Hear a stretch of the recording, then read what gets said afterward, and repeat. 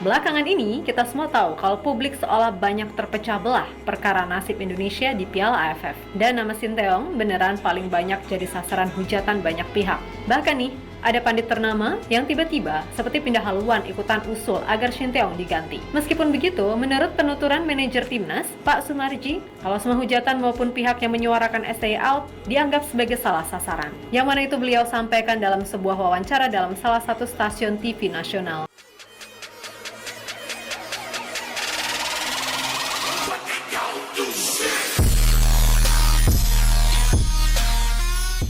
Assalamualaikum warahmatullahi wabarakatuh. Kembali lagi dengan saya di Reply Channel. Baiklah teman-teman, pada kesempatan kali ini saya akan mereaksi satu buah video lagi.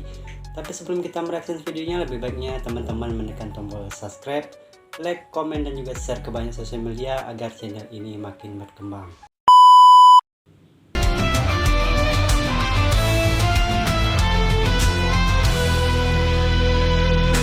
Langit cerah tanpa batas, gema di hati tak terbatas. Ketimbang terus hanyut dalam nestapa Piala AFF yang ujung-ujungnya bikin polemik, mending kita move on dan berpikir untuk langkah yang lebih besar. Yap, semua harus tahu kalau masih ada mimpi besar yang apapun caranya harus coba untuk digapai. Dan tentu saja mimpi itu adalah tampil di Piala Dunia. Meskipun terkesan kurang ajar karena itu adalah mimpi. Oke teman-teman, sekarang ini kita lupakan Piala AFF. Sekarang kita fokus untuk ajang kualifikasi Piala Dunia round ketiga yang akan dimainkan oleh timnas A-nya, yaitu rombongan Bang Jai dan kawan-kawan. Jadi marilah kita bersatu untuk membela timnas Garuda agar bisa masuk ke Piala Dunia tahun 2026 nanti ya teman-teman.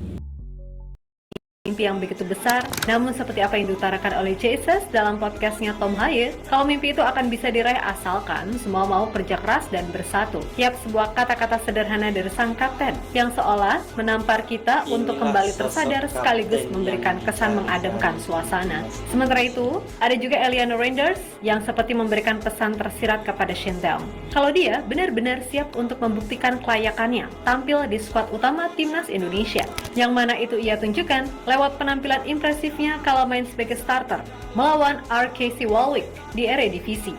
Sesuatu yang membuktikan kalau semua pemain timnas senior Indonesia memang sedang dalam mood yang baik untuk bersama-sama coba menggapai mimpi yang selama ini dianggap mustahil. Tidak ada yang mustahil seperti kata Bang Jai tadi. Tidak ada yang mustahil kalau kita bekerja keras. Jadi tetap semangat Garuda. Belakangan ini, kita semua tahu kalau publik seolah banyak terpecah belah perkara nasib Indonesia di Piala AFF. Dan nama Sinteyong beneran paling banyak jadi sasaran hujatan banyak pihak. Bahkan nih, ada pandit ternama yang tiba-tiba seperti pindah haluan ikutan usul agar Sinteyong diganti. Meskipun begitu, menurut penuturan manajer timnas, Pak Sumarji, kalau semua hujatan maupun pihak yang menyuarakan STY out dianggap sebagai salah sasaran. Yang mana itu beliau sampaikan dalam sebuah wawancara dalam salah satu stasiun TV nasional. Meminta pertanggungjawaban STY berkaitan dengan, boleh dikatakan banyak yang pro kontra STY out dan lain sebagainya. Saya yang ada di tim jujur mengatakan tidak tepat, salah sasaran. Kenapa? Karena kita harus tahu dari awal kan memang tidak ada target. Sekali lagi tidak ada target. Targetnya kita adalah kaderisasi untuk program jangka menengah dan jangka panjang.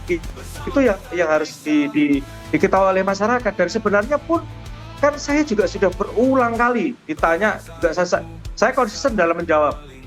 Ya, saya konsisten dalam menjawab dan saya sampaikan apa adanya. Saya mohon maaf, saya tipe orang tidak abu-abu. A, B, B, saya begitu.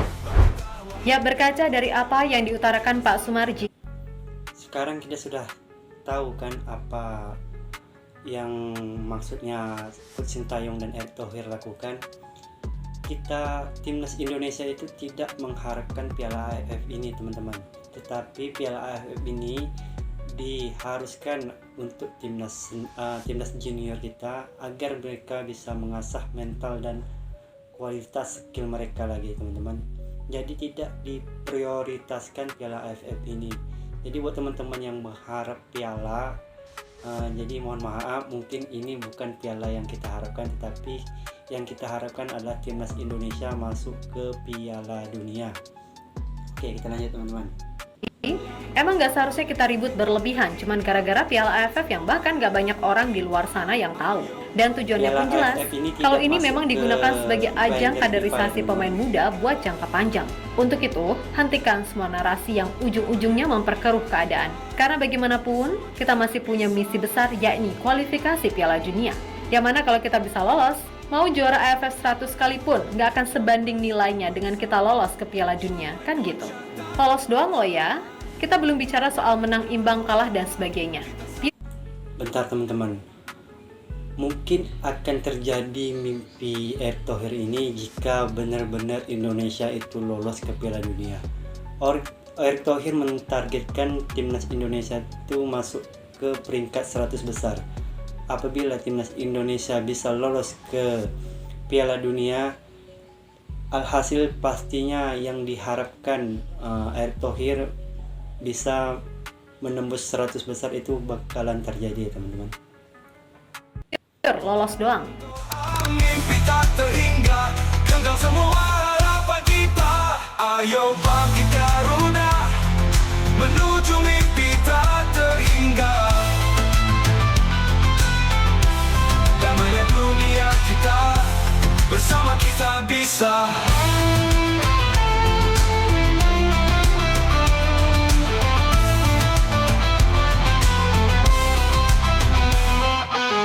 Ayo bangkit Garuda, menuju mimpi tak terhingga.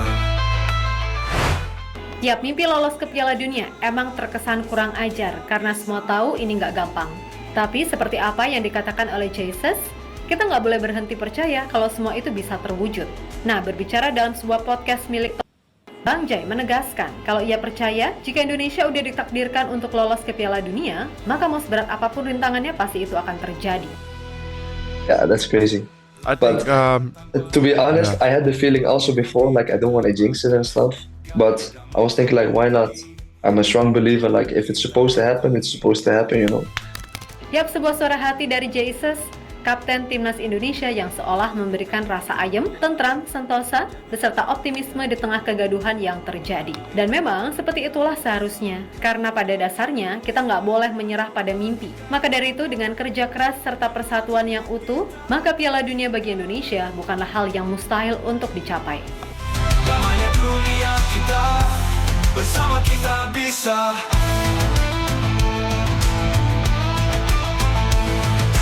Bentang sayapmu besar, melintasi dunia cepat. Kita bersatu bersama, capai puncak tanpa cara. Bangkitlah wahai Garuda, kita satu dalam doa. Mimpi tak terhingga, genggam semua harapan kita. Ayo bangkit Garuda, menuju mimpi tak terhingga. Damainya dunia kita, bersama kita bisa. Di sisi lain ada Eleanor Randers yang seperti memberikan pesan tersirat kepada Shintel usai kembali dipercaya sebagai starter dalam lanjutan Eredivisie melawan RKC Waalwijk. Yap, dalam laga yang menjadi caps ke-100 bagi Eliano untuk PEC Zwolle, ia mampu tampil bagus di sisi kanan pertahanan timnya. Tercatat sepanjang 83 menit di atas lapangan, Eli mampu mencatat akurasi passing 88%. Selain itu, ia juga mampu meng-create satu peluang. Dari sisi defense, Eli mampu melepas 2 tackle sukses, 3 clearance, 2 heading clearance, 3 intercept, 10 defensive action, 7 ball recoveries, dan memenangkan 4 duel. Tentu saja dengan catatan semacam ini, harusnya Eliano bisa mendapatkan kesempatan lebih di timnas Indonesia. Memang di awal ia gabung ke timnas, kondisinya ketika itu lebih banyak gak main di klub atau sekedar jadi cadangan. Selain itu, ia juga baru pulih dari cedera, sehingga mungkin itulah mengapa Coach Shin punya pertimbangan lain yang hanya beliau, staf pelatih, serta Eli. Jadi sekarang ini kita sudah tahu kenapa Eliano tidak dimainkan waktu pertandingan melawan Arab Saudi dan melawan Cina kemarin ya teman-teman. Karena Eliano dilanda cedera, makanya Sintayong pun tidak memainkan Eliano. Takutnya nanti akan terjadi hal-hal yang tidak diinginkan kembali. Jadi sekarang kita sudah paham ya teman-teman. Dan sekarang marilah kita bersatu untuk membela timnas Garuda kita. Eliano sendiri yang tahu. Namun, melihat gimana Eliano seperti udah kembali ke bentuk terbaiknya, harusnya nggak ada alasan lagi bagi Coach Shin untuk nggak memainkannya di timnas Indonesia. Karena kembali lagi, kalau Eliano sejelek itu, nggak mungkin ia diperpanjang kontraknya oleh klub serta udah mencatat 100 penampilan, kan gitu. Damainya dunia kita, bersama kita bisa.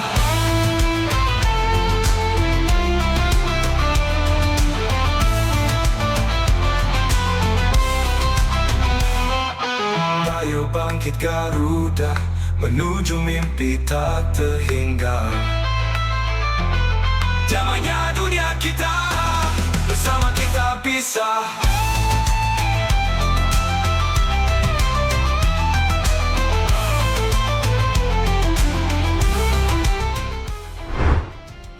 Yap, terlepas dari apapun, pokoknya untuk sekarang ini Indonesia sedang dalam momentum bagus di kualifikasi Piala Dunia.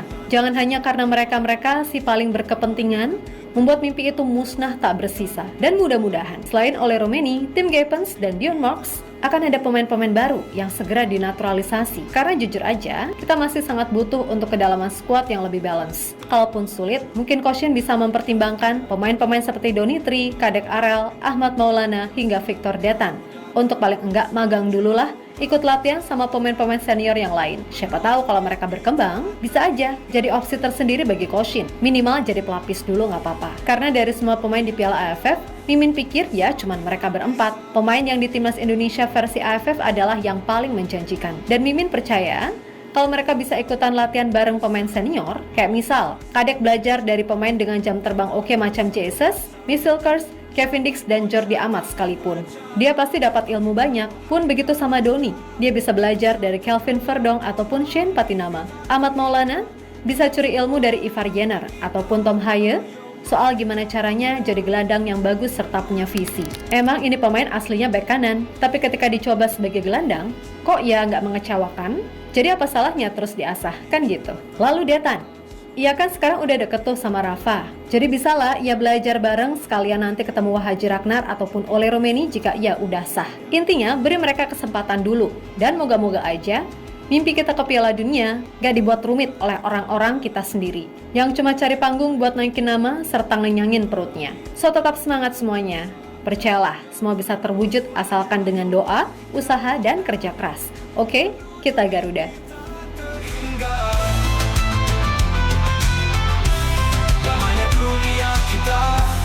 Bersama kita bisa.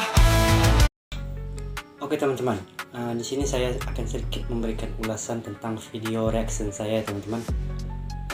Itulah proyek yang diimpikan oleh Pak Erick Thohir dan Coach Sintayong, memainkan pemain-pemain muda di ajang Piala AFF 2024 tahun ini teman-teman. Biar mereka bisa mengasah mental dan skill mereka hingga mereka bisa menembus ke timnas senior dan menjadi pelapis timnas senior. Jadi itulah proyek yang diharapkan oleh Pak Erick Thohir dan Coach Sintayong. Jadi buat para fans Garuda, mari kita bersatu, mari kita mendukung timnas senior A-nya untuk melakukan ajang kualifikasi Piala Dunia round ketiga nanti. Ayo Garuda, semangat Garuda, tunjukkan tajimu. Oke, mungkin sekian dulu video reaction dari saya. Jika teman-teman suka dengan video reaction saya, silahkan tekan tombol subscribe dan juga tekan tombol like-nya, share ke banyak sosial media agar channel ini makin berkembang. See you next video, bye bye.